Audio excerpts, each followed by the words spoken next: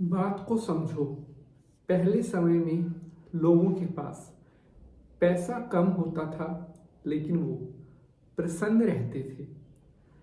आज हमारे पास पैसा ठीक ठाक है, लेकिन कहीं ना कहीं जो खुशी, जो माहौल खुशहाल होना चाहिए, वो नहीं है। इसका क्या कारण है कि हम स्वयं कुछ ऐसी गलतियां कर रहे हैं जिसके कारण हम संकटों को, परेशानियों को अपने आप बढ़ावा देते हैं। 5 ऐसी बातें मैं आज आपको बताऊंगा जो आपके परिवार को बहुत खुशहाल बना सकती हैं। और इसमें कोई हंसने वाली या मतलब ये नहीं है कि बस पंडित जी ने बोल दिया और हमने सुन लिया। अगर आप इन 5 बातों को अपने ऊपर, अपने घर में फॉलो करोगे तो इसके रिजल्ट सिर्फ 5 दिनों के अंदर आपको देखने मिल जाएंगे। पहली चीज, पहले टाइम में क्या होता था कि घर में जो भोजन बनता था उसमें सबसे पहली जो रोटी निकलती थी वो गाय माता के नाम की निकलती थी। लेकिन अब तो लोगों को ये पता ही नहीं है कि ऐसा भी कुछ होता था। क्यों?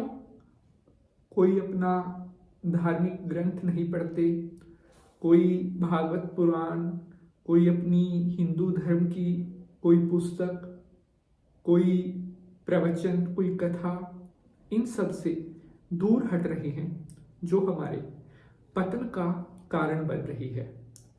सबसे पहली जो रोटी निकलती है वो गाय माता की निकलती है, और उसके बाद जो लास्ट वाली रोटी होती है, जब सभी भोजन कर लेते हैं उसके बाद जो रोटी बचती है वह रोटी होती थी कुत्ते के नाम की।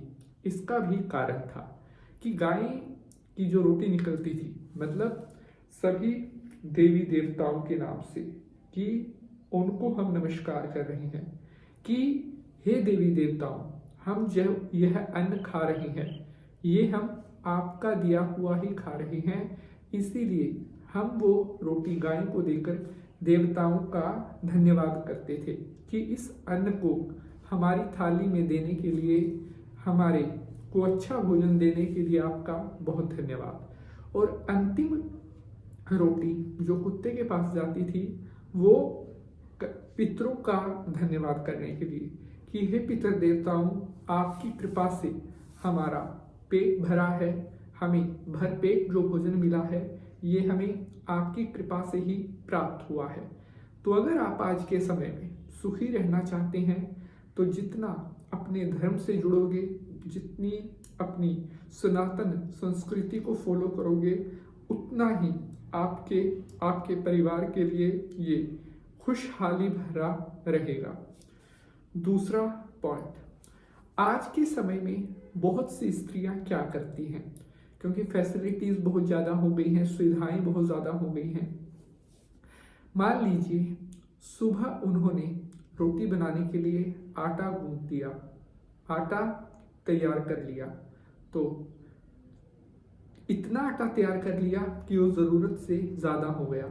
उसमें से जो रोटी बनी और बाकी जो आटा बच गया उसे फ्रिज में, दोपहर को उसी में से फिर रोटी बना ली, फिर भी अगर आटा बच गया तो फिर फ्रिज में, रात को रोटी बना ली, रात को भी थोड़ा आटा बच गया, वो भी फ्रिज में।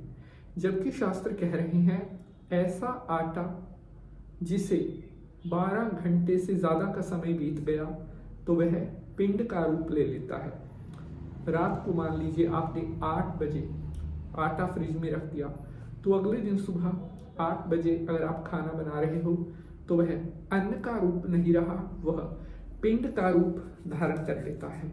और आपको पता है कि पिंड जो दिया जाता है वो मृतक प्राणी के लिए दिया जाता है, जो जिनकी मृत्यु हो जाती है उनके लिए पिंड दिया जाता है। इसीलिए ऐसी गलती कभी नहीं करनी चाहिए। उतना ही आटा आपको तैयार करना चाहिए जितना प्रयोग हो जाए, अधिक आटा बचना नहीं चाहिए। आज के टाइम में 90% लोग अपने घर में जो औरतें हैं वो यह गलती करती ही करती हैं। अगर मेरी बातें आपको अच्छी लग रही हों तो इसे साथ साथ लाइक शेयर जरूर कर दें, क्योंकि बहुत मेहनत लगती है एक एपिसोड को बनाने में। बढ़ते हैं आगे, बात करते हैं अगले पॉइंट के बारे में।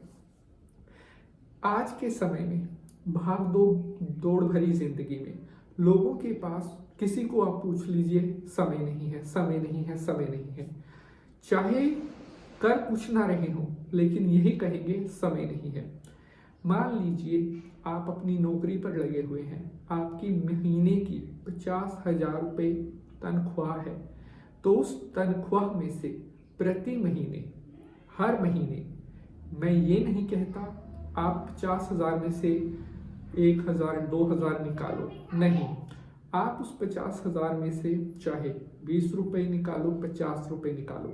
मान लीजिए चलो आपने 20 रुपये निश्चित कर लिए कि हर सैलरी में से 20 रुपये मैंने अपनी देवी देवताओं के, अपने पितरों के नाम से निकालने ही निकालने हैं। ऐसा करने पर क्या होगा? अगर आप यह करते हैं तो इससे आपकी कमाई में और ज़्यादा बरकत होने लगती है।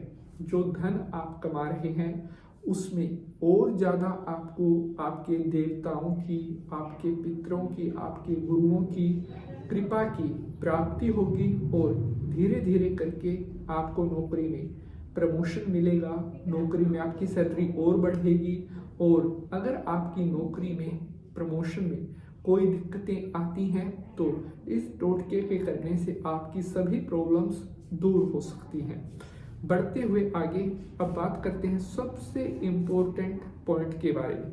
अगर आप अपने घर में ऐसा पौधा लगाते हैं जो फल वाला पेड़ होता है, जैसे अमरूद हो गया या फिर केले का पेड़ हो गया, कहते हैं कि फल वाला पेड़ घर में लगाने से घर की जो बरकत होती है, घर की जो सुख समृद्धि, जो शांति होती है, वह कभी भी घटती नहीं है। इसीलिए घर में जो फल वाला पेड़ है वह ज़रूर लगाना चाहिए और प्रतिदिन उसमें थोड़ा जल आपको अपने हाथ से ज़रूर डालना चाहिए। जो लोग प्रतिदिन फल वाले पेड़ में जल अर्पण करते हैं, ऐसा करने से उनके जीवन में आ रही तमाम परेशानियां, तमाम प्रॉब्लम से उन्हें बहुत जल्दी छुटकारा मिलने लगता है और लाइफ के जो काम हैं वो बड़ी जल्दी सिद्ध होने लगते हैं। तो आशा करता हूँ आपको आज का एपिसोड पसंद आया होगा। अगर आप चाहते हैं हम आपके लिए वीडियो बनाएं, आपका कोई प्रश्न है तो वो अपना प्रश्न कमेंट में लिखकर हमें भेज सकते हैं, हम उसके ऊपर भी वीडियो ज़रूर बनाएंगे। Like, share and subscribe. जय माता की।